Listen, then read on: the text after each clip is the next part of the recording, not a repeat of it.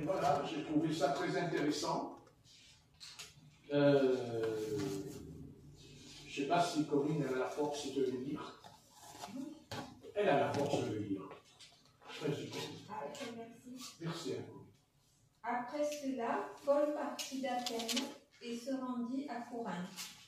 Il y trouva un juif nommé Aquila, originaire du Pont, récemment arrivé d'Italie avec sa femme Priscille, parce que Claude avait ordonné à tous les juifs de sortir de Rome.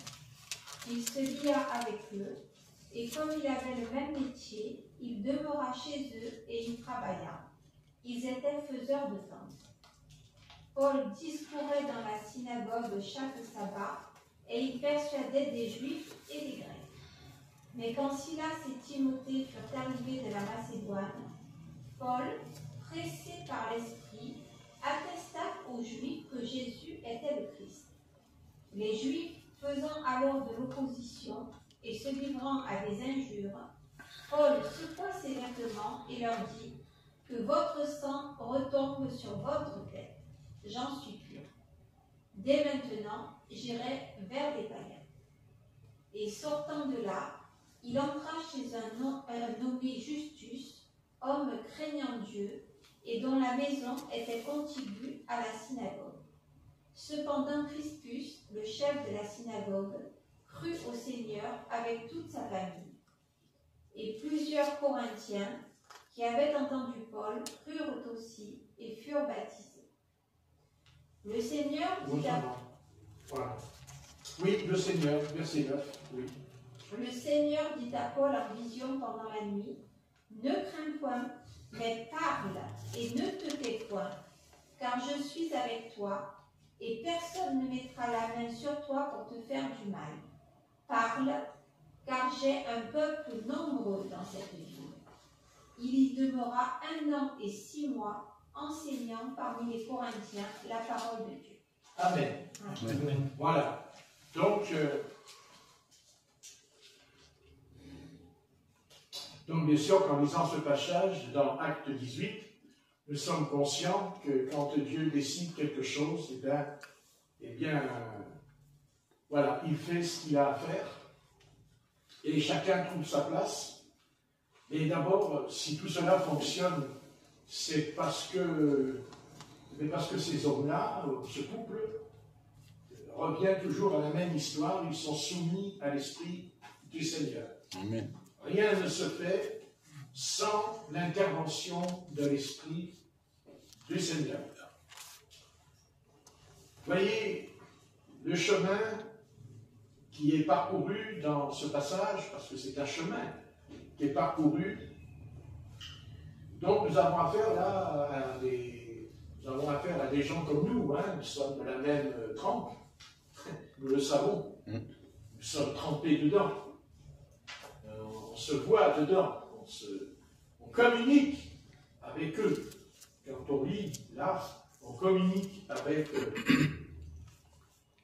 Ce qu'on découvre, c'est quelque chose de particulier parce qu'il semblerait que tout démarre par des voyages. Chacun était habité dans un endroit tranquille, n'est-ce pas? Puis d'un coup, l'Esprit de Dieu décide qu'il faut qu'il s'en aille. Et donc ils s'en vont. Ils s'en vont. C'est facile à dire de s'en aller. Si demain ça nous arrivait, l'Esprit de Dieu nous dit tu vas t'en aller, tu vas quitter Marseille et tu vas t'en aller à Pompule. Je ne sais pas si ça serait très chaud, hein? Hein, oui. Mais ils étaient soumis. Amen. Ils étaient soumis parce qu'il dit, après cela, Paul partit d'Athènes et se rendit à Corinthe. Donc, il était à Athènes. Qui ne voudrait pas rester à Athènes? Hein? Athènes. On y compte. Mais on n'est pas là pour vivre ce qui nous plaît. On est là pour faire ce que le Seigneur nous demande. Donc, il décolle, il s'en va. Paul partit d'Athènes et se rendit à Corinthe. Il trouva un juif nommé Aquila, originaire du Pont, récemment arrivé d'Italie avec sa femme. Alors, voilà, lui aussi, jeune frère, avec sa femme, ils étaient tranquilles, ils étaient en Italie. Ils étaient en Italie, et ils étaient tranquilles, c'était bien en Italie. Hein? J'étais pas en Grèce, hein, l'apôtre Paul, lui, il était en Grèce, hein, Athènes. L'autre est en Grèce, l'autre est en Italie. À ce moment-là, ce sont des frères qui ne se connaissent pas, ne se sont jamais vus. Hein, ils ne sont jamais vus, ils ne sont jamais écrits. Mais l'Esprit de Dieu lui dit, toi tu t'en vas, toi tu t'en vas, toi tu t'en vas. Mais, vous voyez, il y a une chose que le monde n'aura jamais, que le monde n'aura jamais, que les gens de ce monde n'auront jamais. C'est qu'ils ne sont pas conduits par l'Esprit. Ils ne sont pas conduits par le Saint-Esprit. À partir de là, il y aura toujours pour eux une faille. Il y aura un drame pour eux. Amen. Si on veut éviter des drames, ben, il faut commencer d'abord par être conduit par l'Esprit de Dieu. Car si on est conduit par l'Esprit de Dieu, on ne peut pas vivre une tragédie. On ne peut pas vivre quelque chose qui nous ferait du mal. Ça n'existe pas dans la Bible. La Bible est formelle. À chaque fois que Dieu dit quelque chose et qu'on obéit à ce qu'il a dit, automatiquement, nous sommes bénis. Nous sommes bénis. Et le contraire d'être béni, c'est être maudit. C'est clair. Donc, il faut être conduit par l'Esprit de Dieu. Et si on est conduit par l'Esprit de Dieu, automatiquement, il y aura quelque chose de Dieu qui se manifestera dans notre vie. Ce ne sera pas quelque chose de commun, ce n'est pas quelque chose de normal.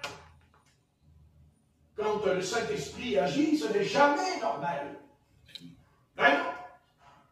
Ben non. Parce que le Saint-Esprit, il n'est pas de ce monde. Parce que le Saint-Esprit, ce n'est pas l'esprit du monde. C'est un autre esprit, mais qui prend son origine dans Satan. Satan. Ah, Satan. Est-ce que je suis conduit par Satan ou est-ce que je suis conduit par Jésus?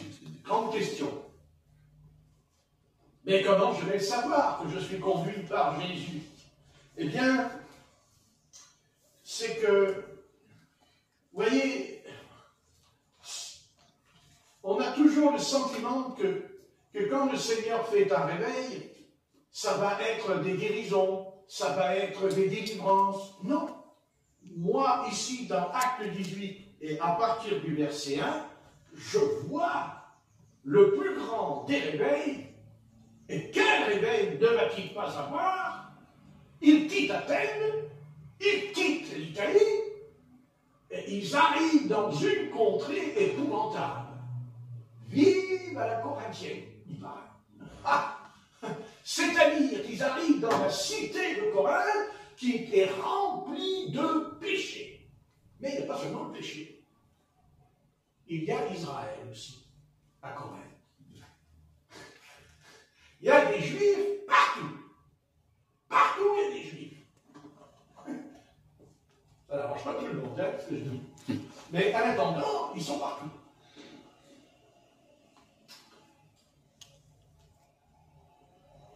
Et, vous voyez, quand on lit tout ça, tout ce qui se passe, parce qu'il y a aussi la persécution dedans, vous avez vu, hein, il y a l'esprit de... Vous voyez, dès qu'apôtre Paul arrive, ça y est, hein, c'est le branle-combat, hein, ça chauffe, hein, ils étaient tranquilles, encore, ils étaient tranquilles, donc il y avait la synagogue, il y avait les Juifs, il y avait la Torah, il y avait tranquille, une société paisible. Et voilà, l'apôtre Paul, il arrive. L'apôtre Paul, il arrive. Oh. L'apôtre Paul, il arrive. Oh, mais qu'est-ce qui va pas se passer quand l'apôtre Paul, il arrive?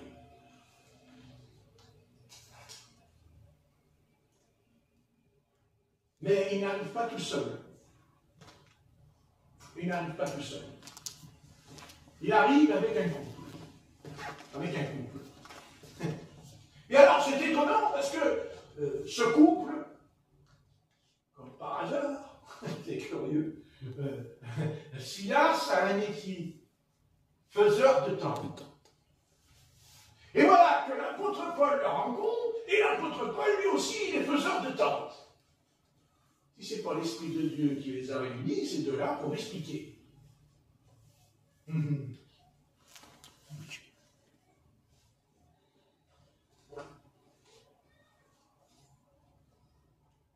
C'est quelque chose de très clair. C'est quelque chose de très clair.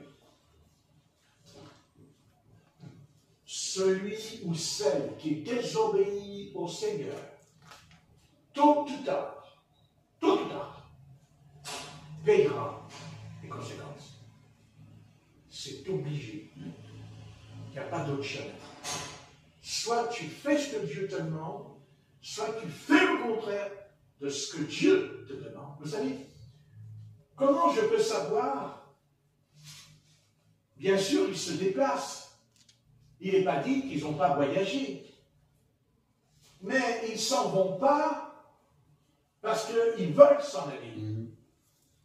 Ils s'en vont parce que c'est l'Esprit de Saint qui les pousse à partir. Vous savez, je connais un peu les grandes excuses de ceux qui ne veulent pas venir au Seigneur. Parce que ceux qui ne veulent pas du Seigneur, ils ne vont pas vous le dire ouvertement. Mais le chemin qu'ils prennent démontre qu'ils n'en veulent pas. Pourquoi? Parce qu'ils fuient la réalité d'obéir. Il y a une fuite en avant.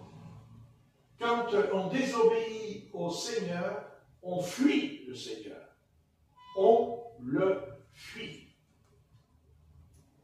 On cherchera à être le plus loin possible de tout ce qui pourrait être fréquentable. Parce que quand on fréquente le peuple de Dieu, on est en contact avec l'Esprit de Dieu. Alors on est embêté, parce qu'on est tiraillé. On est tiraillé, puisqu'on est là dans le peuple de Dieu, ou dans l'assemblée, si vous préférez, pour que ce soit plus clair.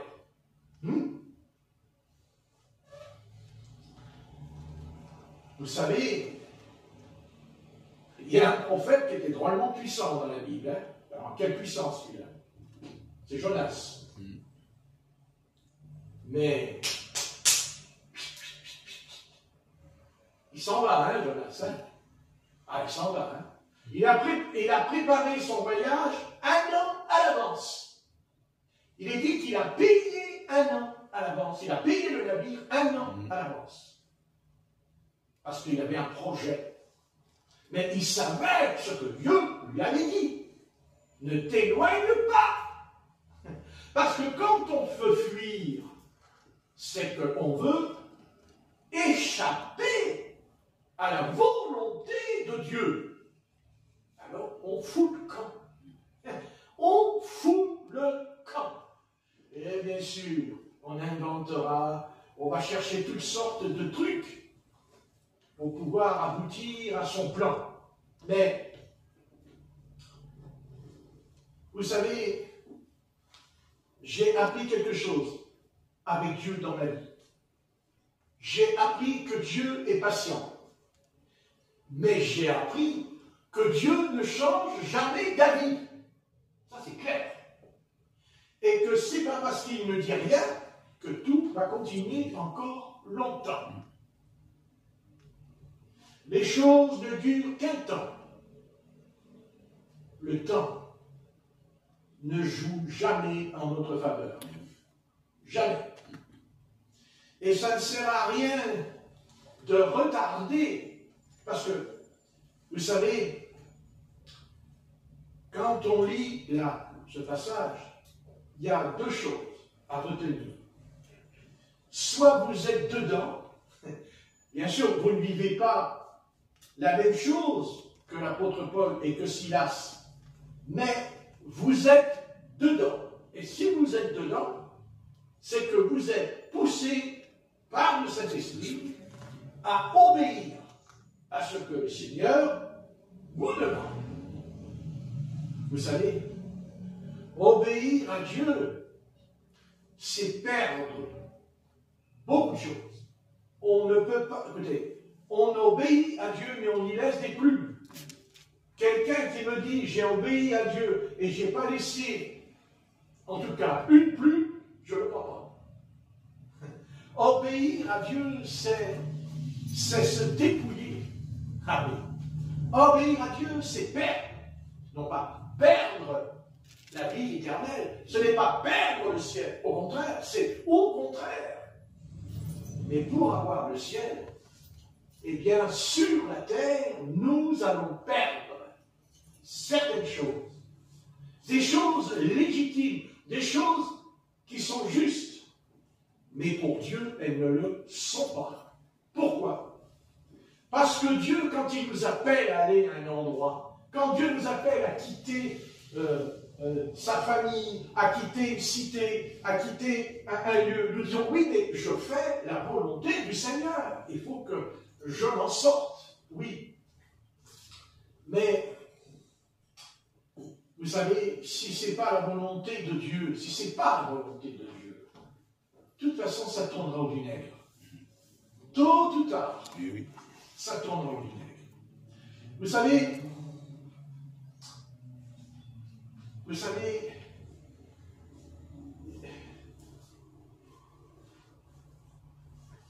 il y a des choses qui auraient pu être évitées.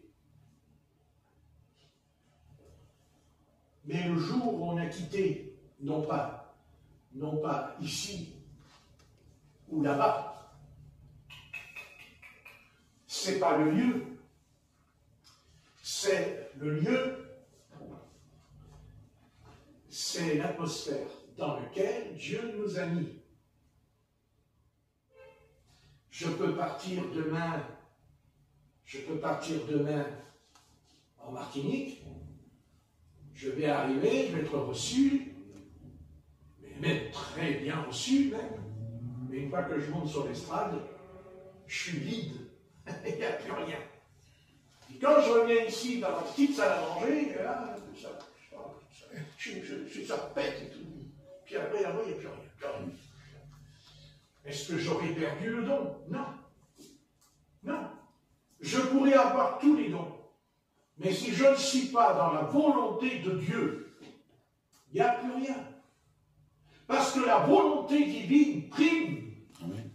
Prime surtout parce que Dieu veut nous faire comprendre qu'il est souverain. Il est souverain.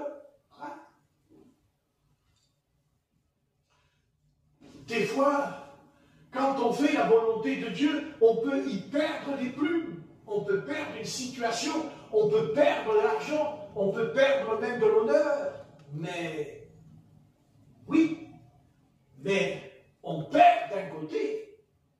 Mais parce que Dieu sait que cette perte de ce côté-là est salutaire pour moi, que c'est un salut pour moi. Et que si je fais le contraire, parce que je vais obtenir des résultats humains, mais pauvre humain, ne sais-tu pas que cette nuit, le Seigneur peut redemander ton âme? C'est ce qu'a dit Jésus. Il a dit qu'il avait fait des greniers et tout. Il lui a dit, insensé, amen, ne sais-tu pas que ton âme sera reprise dans la nuit? Ça clarifie les situations humaines, ça. Vous voyez? L'apôtre Paul et Silas sont conduits par le Saint-Esprit. Ils arrivent dans le lieu qui fallait arriver, car c'est Dieu qui les a envoyés à Corinthe. Dieu les envoie à Corinthe. Au départ, ils rentrent en contact avec la synagogue. Ils sont en contact avec le judaïsme. Ils sont en contact avec la synagogue, le jour du Shabbat. C'est écrit. Mais on va croire, parce que certains auraient dit, ah, ben vous voyez, l'apôtre Paul, quand même, il est retourné dans le judaïsme, il va à la synagogue, le Shabbat et tout. Le Christ, il a dit, sois juif avec les juifs, sois grec avec les grecs, mais ne deviens pas grec et ne fais pas ce que les Grecs font.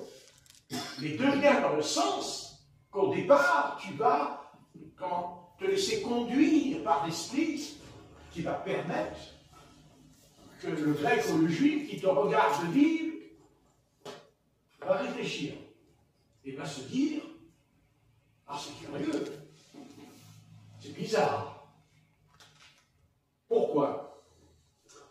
Parce qu'un homme spirituel, un homme qui est rempli du Christ, il est au-dessus de toutes ces choses. Vous voyez, le Saint-Esprit ne poursuit qu'un but. Il ne poursuit qu'un but. Il n'a qu'un seul but, le Saint-Esprit. Non, parce que le Saint-Esprit, il faudrait le remettre à sa place dans l'Église. J'aimerais qu'on redonne la première place au Saint-Esprit dans l'Église, dans le culte, dans la réunion de prière. Mais où est-il? En fait, dans l'assemblée, il peut y avoir 300, 400 personnes. On va dire, ils sont nombreux. Oui, ils sont nombreux. Mais il n'y a pas de substance. Il n'y a pas cette chose importante dans l'Église. L'Église primitive, la Pentecôte. La Pentecôte.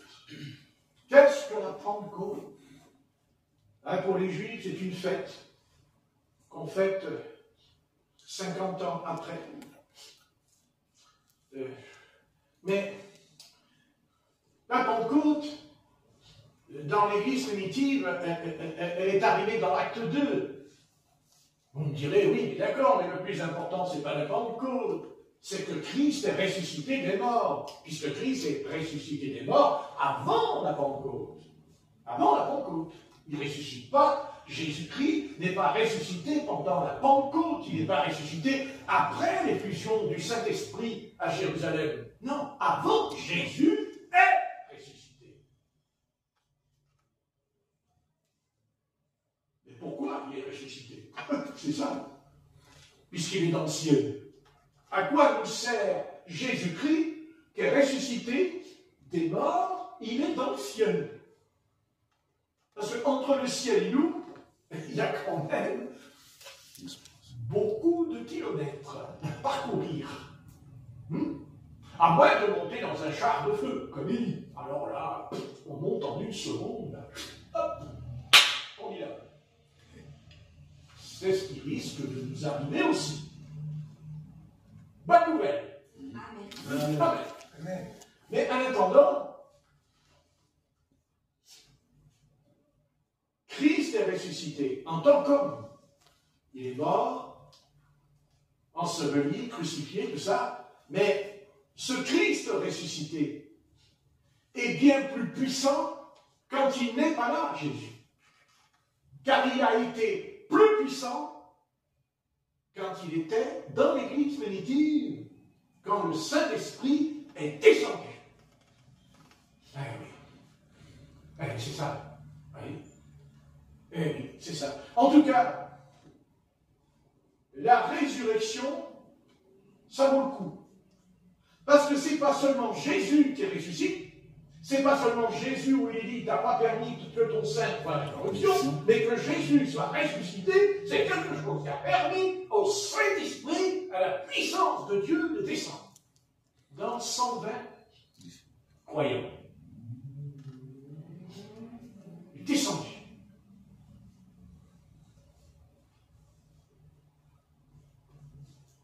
Les uns vont dire c'est une troisième personne. Non, on savait que tu allais dire ça. Non, c'est une troisième personne. L'autre, elle dit mais qu'est-ce que ça peut nous faire? Mais qu'est-ce que ça peut nous faire? Tu en es une, tu en es deux, tu en es trois. Mais qu'est-ce que ça peut faire? Et même tu en aurais qu'une, ça sera puissant. Et même si on a trois, ce sera puissant. Et même si on a deux, ce sera puissant. Voilà. Parce que l'Esprit de Dieu, l'Esprit Saint, ce n'est pas quelque chose de nouveau. Ce n'est pas quelque chose qui est arrivé comme ça sur la terre, nouveau. L'Esprit Saint, c'est quelque chose qui commence au départ de la création. Dans la Genèse, au chapitre 1, Amen. Et au verset 2. Amen. L'Esprit L'Esprit Saint, il crée la terre, il crée le ciel, il crée les animaux, il crée l'homme, il crée la femme, l'Esprit Saint. Mais l'Esprit Saint, c'est aussi ce soir. Il est au milieu de nous. Il est en nous. Eh oui.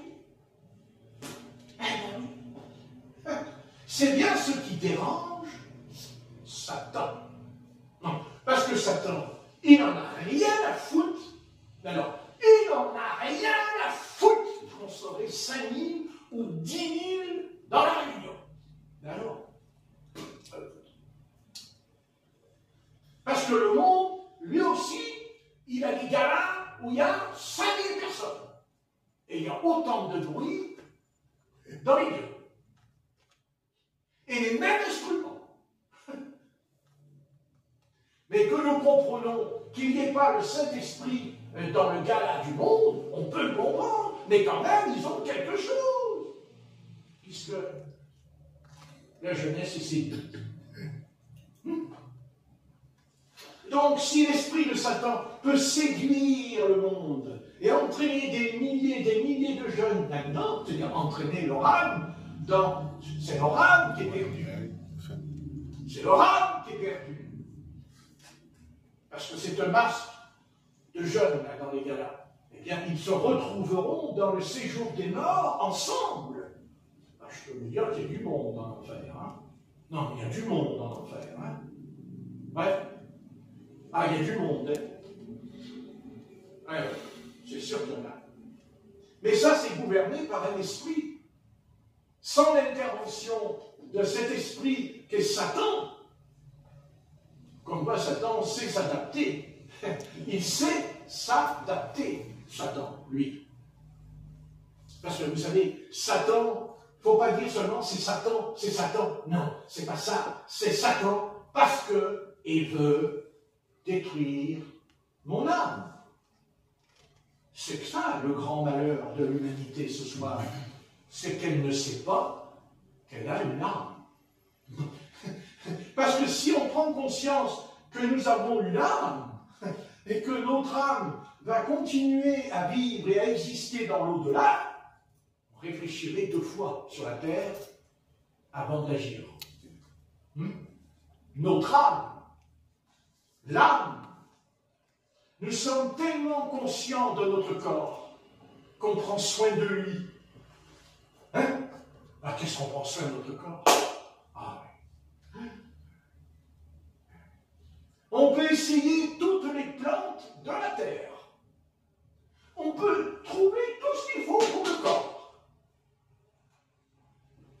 Mais notre âme, si on pouvait chercher des tisanes pour sauver notre âme, ça serait bien. Hein? Hein? Essayez demain. Hein? Vous allez dans les magasins qui vendent des tisanes. Bonjour madame, je voudrais une tisane pour sauver mon âme. Alors regardez, allez voir le docteur. Il faut voir le docteur, le psychiatre aussi. Non, non madame, je suis sérieux. Je suis sérieux. Je veux une tisane pour sauver mon âme. Sauver mon âme. J'en ai la tiens. Sauver mon âme. Je bois cette tisane et mon âme est sauvée. Mon âme va dans le paradis. Merveilleux. On va tous en boire un d'un coup. Hein? Eh bien non, il n'y a pas de tisane pour sauver mon âme. Il n'y a pas de piqûre pour sauver ton âme. Il n'y a pas de cachet pour sauver ton âme. Et pourtant, c'est tout ça. C'est la chose la plus importante. La plus importante, c'est ton âme.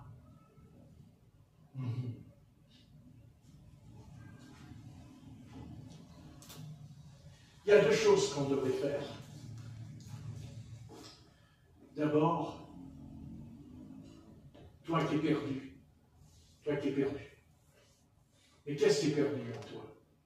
Bon, bien sûr, ton corps, tu vas le perdre, puisqu'il va aller dans la poussière. Donc tu le perds. Cette enveloppe que tu as, tu vas la perdre. Elle va devenir un tas d'os, bouffé par les vers.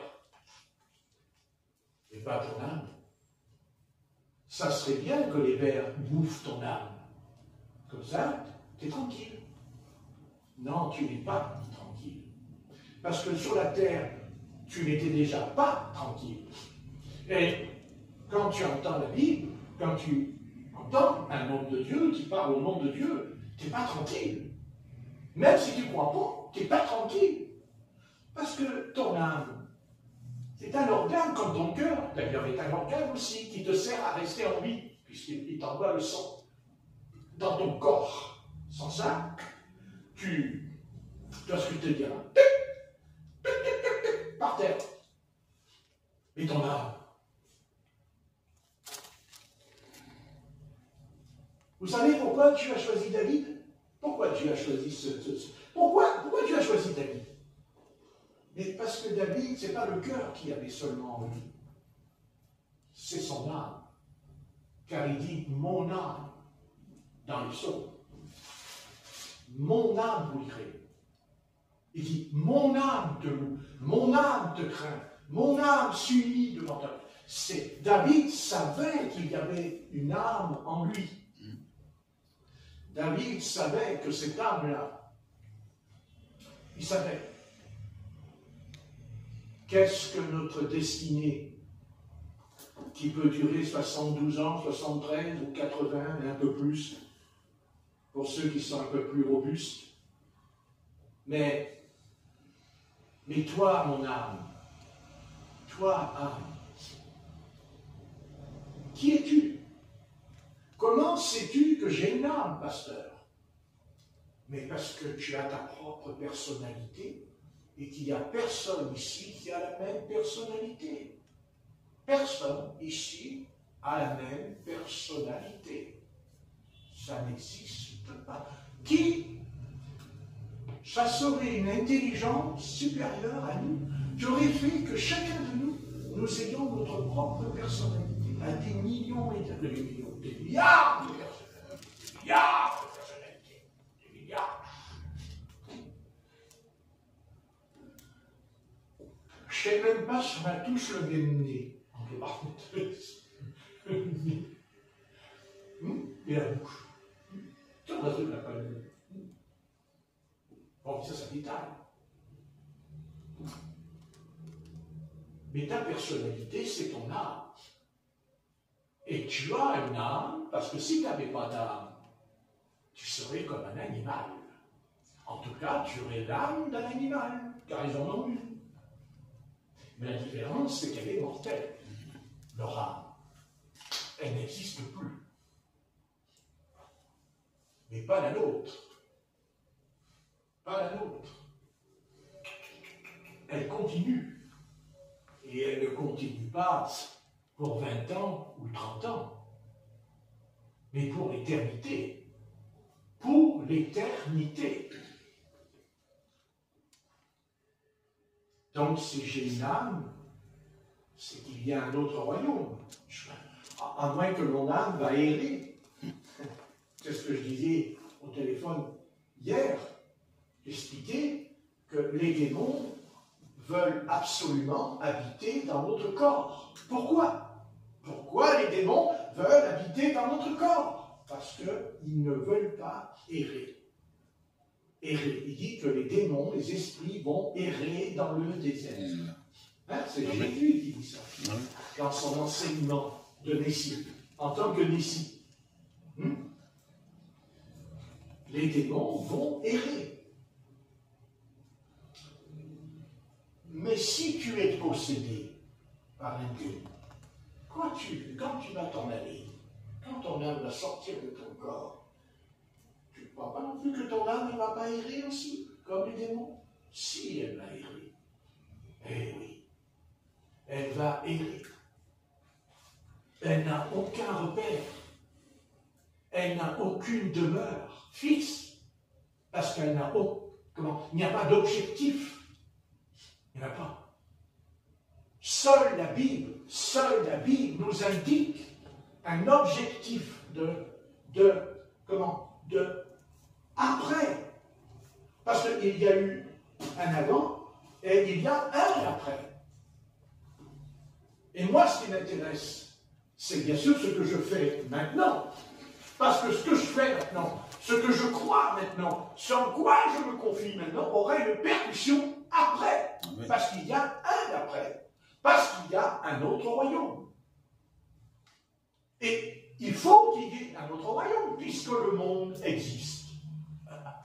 Alors, à ce moment-là, d'où viennent les anges? S'il n'y a pas d'autre royaume. S'il y a les anges, c'est qu'il y a un royaume.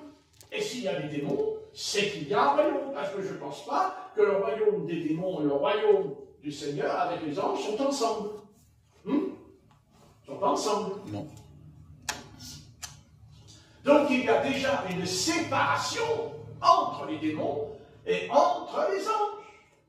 Alors pourquoi il n'y aurait pas une séparation après, quand on s'en va, il y a une séparation parce qu'il y a deux royaumes. Parce qu'il y a le royaume de Satan et parce qu'il y a le royaume des cieux. Vous comprenez? Il faut savoir dans quel camp on est. Et cet ennemi poursuit son but, car il a un but. Il a en enfer, ce que je vais vous dire, ça va peut-être vous étonner, je ne vais pas vous étonner avec Patrick, hein. Vous savez, il est l'étonnement lui-même, alors on s'habitue. Mais en enfer, Satan, il a un tableau. Ah, il a un tableau, comme à l'école. Il a un tableau, oui. Voilà. Je ne sais pas s'il a une craie, on ne sait rien. Hein. Enfin, il a un tableau, ça c'est sûr. Et sur le tableau, il écrit « Ton âme m'appartient. Ton âme m'appartient. Ton âme m'appartient. » Et même, je vais vous dire quelque chose, puisqu'on parle souvent, de la victoire du Christ. Mais bien sûr que le Christ est vainqueur. Mais le Christ est vainqueur parce qu'il a réussi à arracher quelques âmes du royaume de Satan. Mais pas toutes. Pas toutes. Car si on fait des calculs, je suis convaincu qu'il y a 10 fois plus d'âmes en enfer qu'en paradis. Mais qu'est-ce qu'il raconte? Mais Seigneur, tu es vainqueur. Mais tu as vaincu, c'est pas possible. Comment tu es vainqueur? Et tu me dis qu'il y a plus d'âmes dans le royaume des démons. Ben, bien sûr. Mais c'est évident. Et pourquoi? Pourquoi? Mais parce que la porte est étroite, les amis. La porte est étroite. C'est pas ce qui est écrit, peut-être. Amen. Hein? Ouais. Et quand c'est étroit, est-ce qu'on peut rentrer facilement quand c'est étroit? Non. On peut pas. C'est pas possible.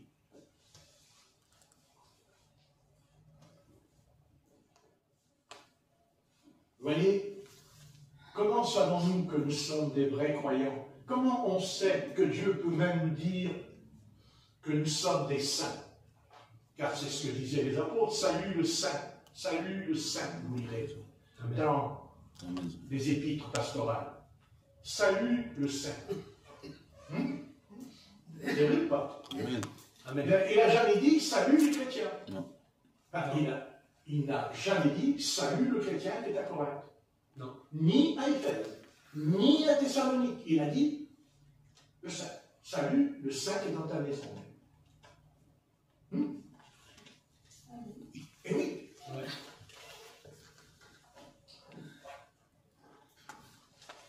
Qu'est-ce que j'ai voulu dire par ce passage?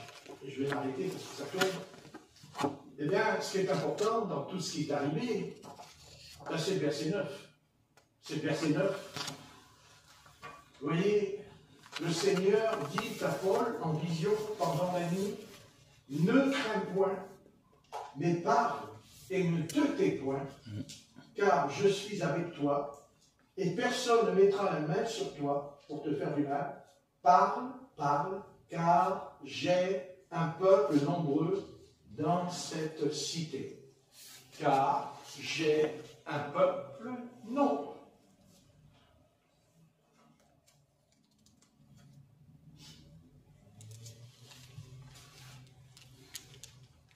Est-ce que vous faites partie de ce peuple? Qu'est-ce qui est important? Qu'est-ce qui est important dans toute cette affaire? C'est que Dieu dit à l'apôtre Paul qu'il a un peuple à lui. Amen. Un peuple qui lui appartient. Pourtant, avec tout le péché qu'il y avait, tout ce péché qu'il y avait à Corinthe, Eh bien, vous voyez, les apparences sont trompeuses. Parce qu'il y avait le peuple de Dieu. Le peuple de Dieu. Normalement, le peuple de Dieu, ça aurait dû être les Juifs. Mais il y a eu une intervention pas très particulière qui a amené le Seigneur à changer d'avis sur eux. Eh bien, c'est au verset 4. Paul discourait dans la synagogue chaque Shabbat. Et il persuadait Juifs et Grecs. Mais quand Silas et Timothée furent arrivés de la Macédoine, il se donna tout entier à la parole, attestant aux Juifs que Jésus était le Christ. Et là, soi-disant le peuple d'Israël, le peuple de Dieu, les Juifs faisaient alors de l'opposition en se livrant à des injures. Et là, la sentence est prononcée pour que Dieu puisse dire maintenant que j'ai un peuple à Corinthe, qui était composé de Grecs, de tout. Il n'y a pas que. Il y avait les Grecs et tout. Hein. Et là, il dit, qu'est-ce qu'il dit, Paul? Il va dire un passage que Jésus a dit sur la croix. Un passage que vous voyez, pas sur la croix, mais ils ont dit à Jésus avant qu'il soit crucifié. Amen. Il dit que votre sang retombe sur votre tête. Hein? C'est ce qu'ils avaient dit à Jésus. Oui. À Pilate. Amen. Hein? Hein? Oui. Pourtant, l'apôtre Paul n'était pas converti encore. Avant là, que Jésus, avec Pilate, au sujet du sang qui retombe sur notre tête, quand ils ont crié crucifie-le, en disant non, si tu ne le fais pas, tu t'opposes à César. Ils avaient dit ça, que le sang retombe. Et pourtant, l'apôtre Paul, il n'y était pas. Mais pourtant, regardez l'apôtre Paul. 30 ans plus tard, l'apôtre Paul va à Corinthe. Paul secoua ses vêtements et leur dit que votre sang retombe sur votre tête. Ah oui. Vous voyez, à chaque fois que cette phrase est prononcée, eh bien, ils sont plus considérés comme le peuple de Dieu. Parce que Dieu dit à l'apôtre Paul, il dit, parle, car j'ai un peuple nombreux dans cette ville. Je parle des païens, je parle des inconvertis. Il y avait quand même aussi des Juifs, puisqu'il y a des Juifs qui étaient avec l'apôtre Paul, qui s'étaient convertis même. Mais dans l'ensemble, le peuple de Dieu, nous sommes le peuple de Dieu. C'est pas n'importe quoi. C'est pas n'importe quoi être le peuple de Dieu. Hein? Ça doit nous rassurer ce soir. Amen. Que nous sommes son peuple. Et que Dieu dit à Paul, personne ne te fera du mal. Et ça s'adresse à nous. C'est pas qu'à Paul, ça s'adresse à nous ce soir. Amen. Personne ne vous fera du mal. Mais attention, sous condition. Parle, c'est-à-dire témoigne de Christ dans ta vie. Si tu te tais, si tu as honte de parler de Jésus-Christ, la Bible dit qu'il aura honte aussi de nous. Amen. Hein? Il dit, il aura honte de nous si on a honte de parler de lui.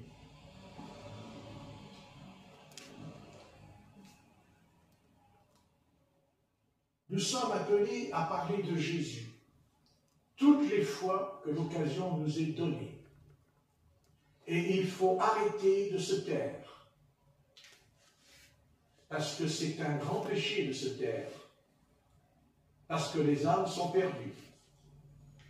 Et toutes les occasions nous sont données pour parler de Jésus. Non pas de parler de Jésus pour qu'ils acceptent une religion ou un principe.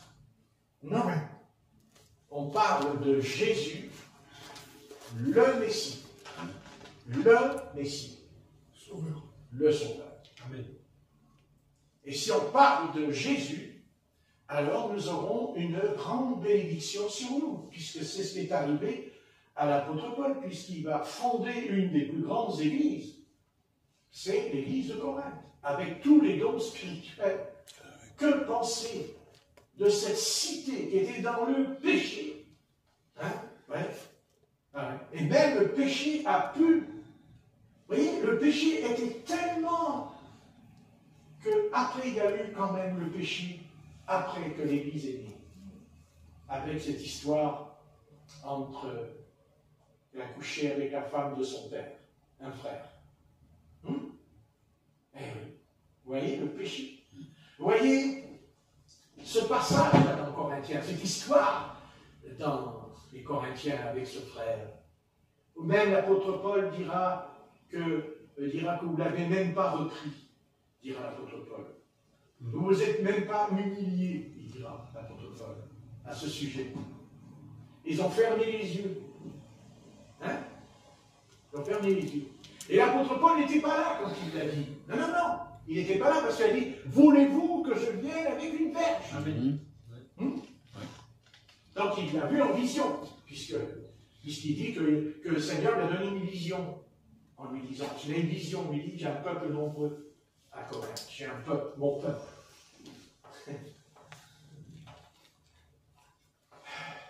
Ah, vous voyez, tant qu'il y aura ce Satan, tant qu'il y aura Satan,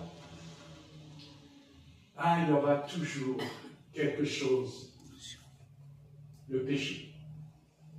Vous voyez, à Jérusalem, avec Ananias et Saphira, et à Corinthe, avec tous les dons spirituels, les ministères à Corinthe, mais il y a le péché. Le péché. Et l'apôtre Paul le dit pourquoi? Parce que vous n'avez pas veillé et vous n'avez pas prié. Vous savez, la chute. Comment savoir qu'on chute? Vous savez, c'est comme un thermomètre. Comment savoir que j'ai de la fièvre? Mais parce que dans le thermomètre, il y a le mercure, il y a liquide. Et quand je n'ai pas de fièvre, elle descend. Et quand j'en ai, le mercure, il monte. On peut jouer à ce jeu avec lui? Non. Non. Nous pouvons tricher. Nous pouvons tricher en prenant le thermomètre et en faisant comme ça, le mercure, il descend. Et on le met à 36. Et on dit, docteur, j'ai pas de fièvre, j'ai 36. Alors que tu avais 39. Eh oui. Mais même si tu trompes le thermomètre, tu ne peux pas tromper ton état. Parce que si tu as 39, demain matin, tu ne vas pas te lever. Tu vas aller travailler. Vous voyez, ça c'est clair. Et l'Église, elle est pareille. L'Église est dans un état. Mais dans quel état elle est, l'Église? Et c'est terrible. Vous savez, pour moi, c'est déjà terrible. Pour le monde dans lequel je vis. Parce que le monde, pour moi, il est condamné et il est perdu. Parce que quelqu'un qui va me dire que Dieu va sauver le monde, je dis, écoute, arrête ton cirque. La Bible ne dit pas que Dieu va sauver le monde. Le monde est condamné. Le monde ira à sa perdition. Le monde ira dans le jugement. D'ailleurs, c'est pour ça qu'on se convertit. C'est pour ne pas être jugé par Dieu qu'on se convertit. Car c'est écrit dans la conversion. Le Saint-Esprit te convaincra de péché, de justice et de jugement. Ah, je vois que vous connaissez la Bible. C'est bien. De jugement. Ça veut dire que quand nous nous sommes convertis, nous ne passerons pas en jugement, puisqu'il a été jugé pour nous, puisqu'il nous a convaincus de jugement. Pourquoi voulez-vous qu'il nous condamne de jugement quand on va aller devant lui? Parce qu'on va aller devant lui. Mais ça nous sort de la tête, ça, qu'on va aller devant Dieu. Parce que ne croyez pas que vous allez descendre dans le Hadès comme ça d'un coup. Non, on va aller devant lui avant d'aller dans le Hadès. Dieu ne nous envoie pas en enfer comme ça. Parce que Dieu est un Dieu de justice. Et sa justice, c'est qu'il nous convoque avant d'y aller. Et quand on arrive, on comparaît devant lui. Mais il n'a pas besoin de nous chasser, Dieu. C'est nous-mêmes que nous allons nous enfuir. Parce qu'on ne pourra pas supporter sa lumière. Et on s'enfuira. Ce n'est pas Dieu qui va nous chasser. C'est nous-mêmes que nous allons nous chasser nous-mêmes. Il n'a pas besoin. Dieu n'a pas besoin de me chasser. Me chasser tout seul. Je peux vous le dire. C'est certain. Et c'est pour ça que la solution n'est pas dans une doctrine. La solution, la réponse n'est pas dans une doctrine. C'est la repentance. Amen. Rien ne peut te sauver ce soir. Seule la repentance te sauve. Et que tu sois avocat, ingénieur ou paysan, que tu sois un plombier, que tu sois ce que tu veux, Dieu, il n'en a rien à faire de ton histoire. La seule chose qui intéresse Dieu, c'est ton âme. Et si elle ne s'est pas repentie, mais se repentir, c'est pas faire 3-4 larmes dans les yeux et dire voilà Seigneur, je me repens. Non. Se repentir, c'est changer de vie. C'est changer de direction. C'est obéir.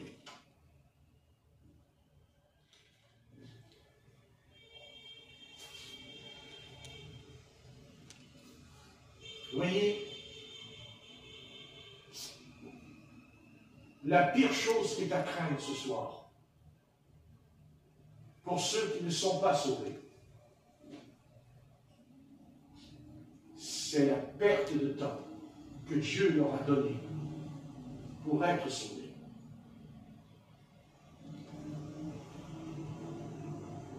Et la pire punition, le pire châtiment pour ces âmes-là, c'est le regret. Le regret. Je regrette. Mais c'est trop tard. C'est trop tard.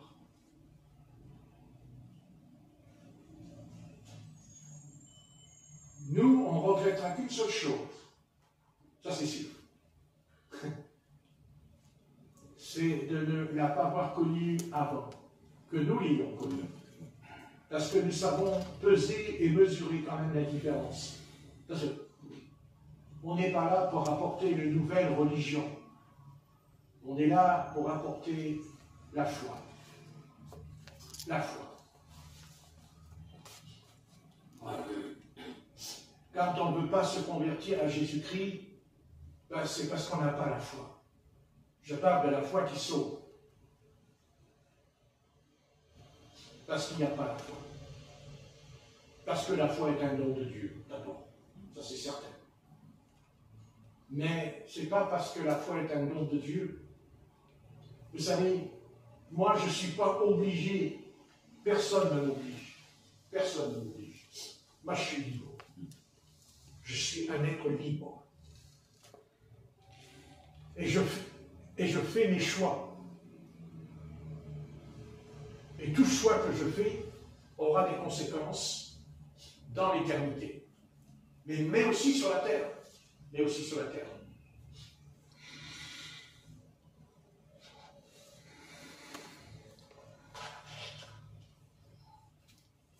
Vous savez,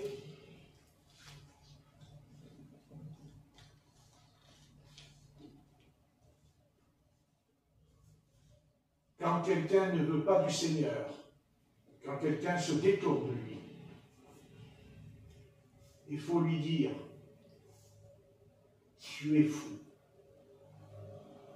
Tu es fou. Vous savez, il y a beaucoup de maladies sur la terre. Beaucoup de maladies.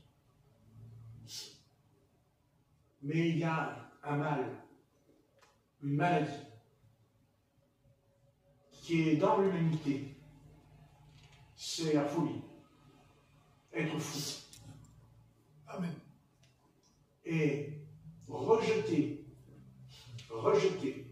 Salut. le salut qui est une planche. C'est comme si vous tombez dans la mer et vous ne savez pas nager. Et qu'on vous lance une planche pour vous mettre dessus, pour être sauvé. Si vous ne la prenez pas, il y a deux solutions. Soit c'est parce que vous étiez dans l'incapacité, parce que vous avez bu des tasses, ou soit vous ne voulez pas. Et là, vous êtes un fou. Oui. Parce que vous allez mourir. Vous allez mourir. Mais de quel pire châtiment, croyez-vous? De quel pire châtiment sera celui qui a entendu l'Évangile?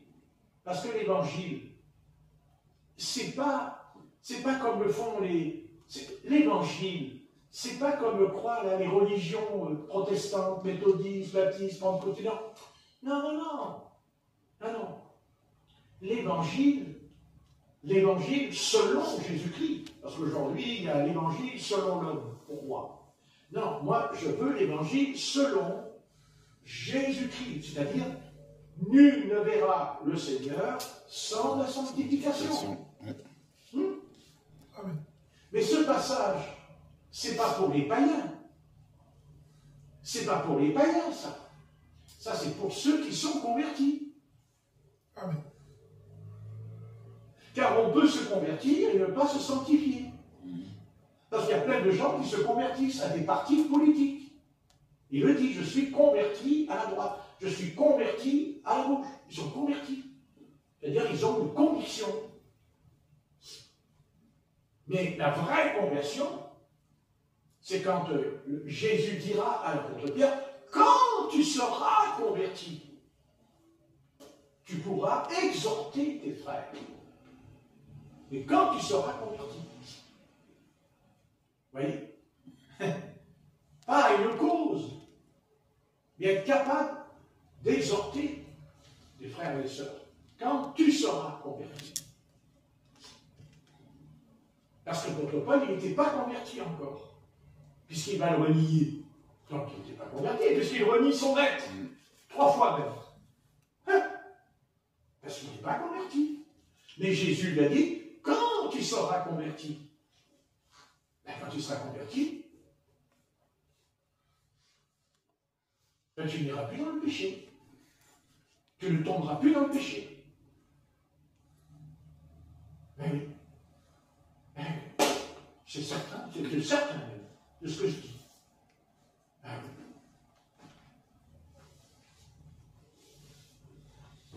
On peut avoir rencontré le Seigneur, on peut avoir fait des expériences même surnaturelles avec lui.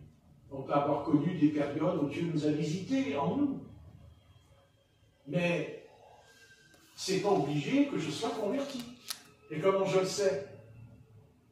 Mais parce que je vais tolérer ou je vais tomber dans un péché. Et si je tombe dans un péché, c'est que je ne suis pas converti. Non. Ben non. Ben non. Oui. Mais nous sommes convertis. Oui. On est convertis. Amen. On est convertis, il n'y a pas de problème. Mais parce qu'on fait plus ce qu'on veut. Hein? Oui. On fait plus ce qu'on veut. Des fois, on aimerait bien faire ce qu'on veut. Mais on ne peut plus. Parce qu'on est converti, justement. Comme l'apôtre Pierre, il s'est converti. Mais pas, il ne s'est pas converti tout de suite. Non. Non, pas du tout. Mais non. Il s'est converti, vous savez quand, l'apôtre Paul? Je vais vous le dire quand est-ce qu'il s'est converti, l'apôtre Paul. L'apôtre Paul, Non, l'apôtre Pierre. L'apôtre Pierre. Quand est-ce qu'il s'est converti? Mais c'est quand l'apôtre Paul lui a foutu une bonne claque. Quand il lui a dit tu ne marches pas droit, selon l'évangile. Vous connaissez ça? Parce que s'il était converti, il se serait enfui quand l'apôtre Paul est arrivé. Comment un apôtre comme lui, il s'enfuit devant l'apôtre Paul? Alors que c'était l'apôtre Pierre qui était l'aîné par rapport à lui. Sur le plan spirituel, c'est l'apôtre Pierre l'aîné. Et il s'est enfui devant l'apôtre Paul. Eh bien, il n'était pas encore converti. Ah bon? Non. Mais c'est pas possible. Non, il n'était pas converti. Il était religieux. Il était religieux même qu'il avait le ministère? Oui, il était religieux. Oui, il était religieux. Oui, il était religieux. Pourquoi il s'enfuit au sujet de la nourriture le jour du Shabbat? Si c'est pas religieux, c'est quoi alors? Vous voyez qu'il avait en lui quelque chose qui n'était pas clair. Mais l'apôtre Paul, il va clarifier le problème. Et là, nous savons qu'il va se convertir. Et là, nous savons qu'il s'est converti. Hein? Quand vous lisez ces deux épîtres. Ah oui, les deux épîtres de l'apôtre Pierre. Ah oui, vous les lisez, les épîtres de l'apôtre Pierre? Ben, lisez-les. Et relisez-les encore. Ah ouais. Ah oui. Qu'est-ce qui parle qu'un jour c'est 1000 ans et 1000 ans c'est un jour? Qu'est-ce qui parle de l'étoile du matin? Qu'est-ce qui parle qu'il était sur la montagne de la transfiguration? Qui est-ce qui parle que la terre sera plus détruite par l'eau et par le feu? C'est pas l'apôtre Pierre peut-être? Non? C'est l'apôtre Pierre.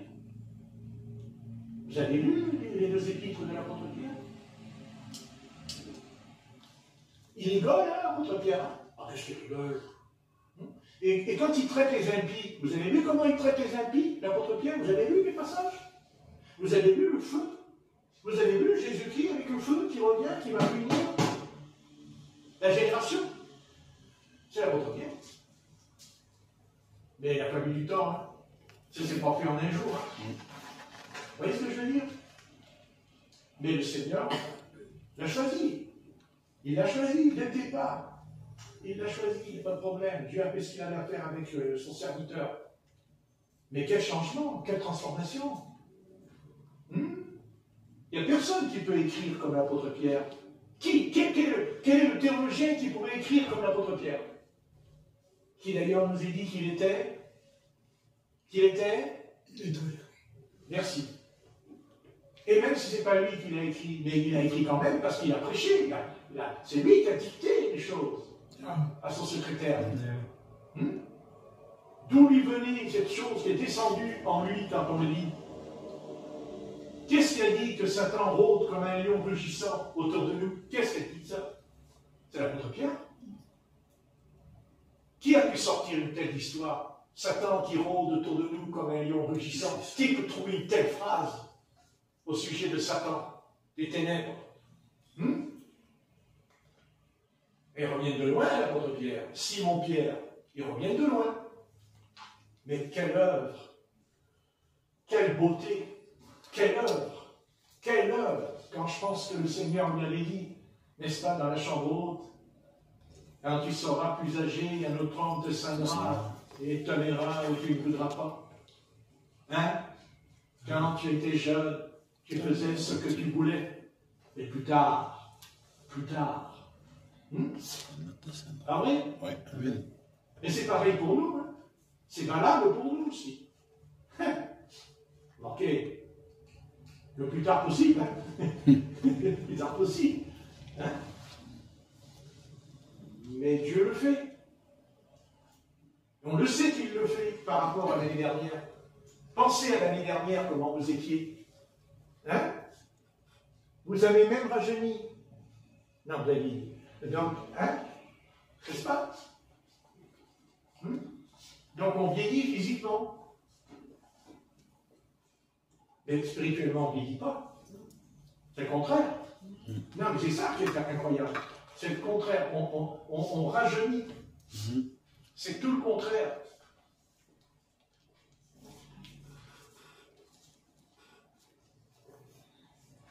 Je vais arrêter. On rajeunit.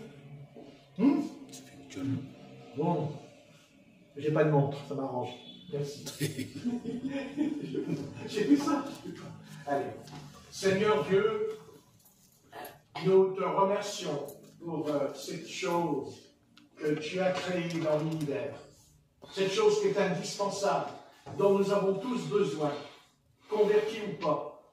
Cette chose qui est primordiale, c'est la lumière. La lumière. Dans ces temps obscurs et sombres, où l'humanité est ballottée, basculée, transportée, tantôt dans le bien, tantôt dans le mal. Mais elle n'a pas de repère, ils n'ont pas de repère.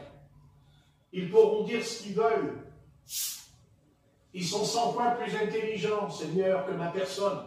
Je ne fais pas le point, et je le sais bien.